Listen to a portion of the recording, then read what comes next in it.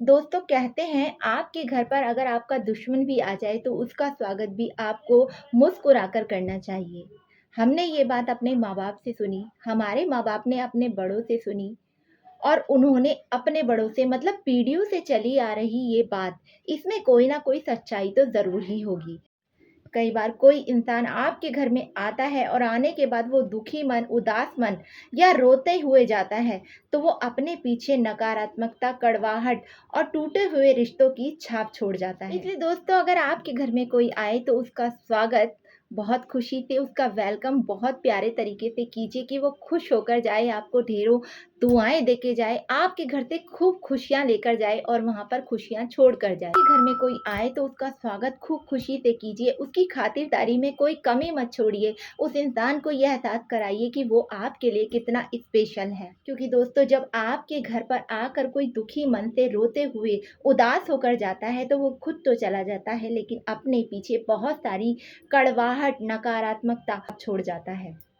इसका प्रभाव आपको तुरंत दिखे ये ज़रूरी नहीं, लेकिन कुछ समय निकलने के बाद इसका असर आपके घर के माहौल पर, आपके रिश्तों पर ज़रूर पड़ता है। यदि आपको ऐसा लगता है कि आपने किसी रिश्ते के साथ गलत किया है, किसी के साथ थोड़ी-सी नासमझी कर दी है, तो अपनी गलती को स्वीकार कीजिए क्योंकि यदि आप ऐसा नहीं करते, तो अपने लिए भी आगे इसी तरह के व्यवहार के लिए तैयार रहिए।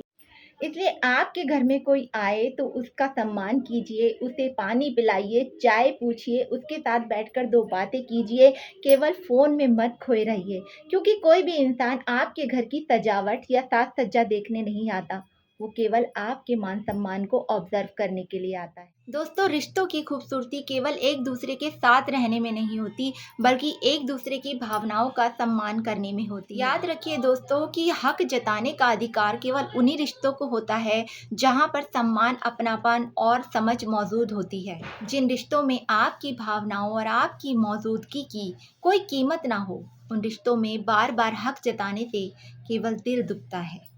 हक वहीं पर जताइए जो आपको अपना समझता हो, क्योंकि जहाँ पर अपनापन नहीं होता, वहाँ पर हक भी बोझ लगने लगता है। दोस्तों जो हमारे शब्द होते हैं ना, वो एक तरीके से तीर का काम करते हैं। अब ये जो तीर है, हम किसी पर जब चलाएँगे, तो वो उसके कलेजे को छलनी कर देगा या उसके ऊपर फूल बरसा देगा, ये हमारे शब्दों पर ही डिपेंड करता है। इसलिए मैंने कहीं सुना था कि हमारे जो होंठ होते हैं, उनकी शेप भी ना भगवान ने धनुष की तरह दी है, कि इनसे निकलने वाले जो शब्द हैं ना, वो तीर के समान होते हैं। वो कैसे किसी इंसान को चुभ भी जाते हैं और किसी को खुश भी कर सकते हैं।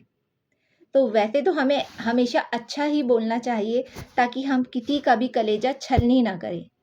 लेकिन दोस्तों जब बात आपके चरित्र की, स्वाभिमान की या आपकी अपने व्यक्तित्व की हो ना, तो इसी तरह के शब्द यूज़ कीजिए जो सामने वाले को बिल्कुल तीर की तरह भेद दे।